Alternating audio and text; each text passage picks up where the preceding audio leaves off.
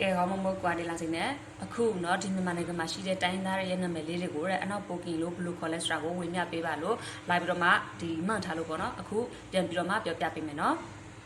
ပထမအုပ်စုအနေနဲ့ကချင်လူမျိုးကိုကြတော့ကချန်ဆူလို့ခေါ်တယ်เนาะကချန်ဆူကယားကိုကြတော့ကယားလို့ပဲခေါ်တယ်ကယားဆူဆိုတာကလူမျိုးကိုခေါ်တာကယားဆူ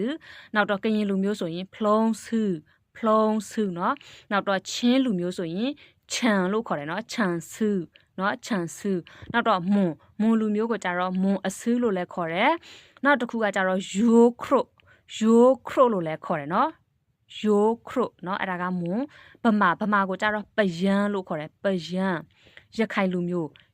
ကိုကြတော့လက်ခအဆူလို့ခေါ်တယ်เนาะလက်ခအဆူရှမ်းကိုကြတော့တိုင်လို့ခေါ်တယ်เนาะတိုင်ဆူเนาะကဲဒါကတော့မြန်မာနိုင်ငံမှာရှိတဲ့တိုင်းသားလူမျိုးစုတွေရဲ့နာမည်တွေကိုကရင်လို့ခေါ်ပုံခေါ်နည်းပေါ့နော်ကဲစကုတ်စတာကိုဒီကွာဒီလော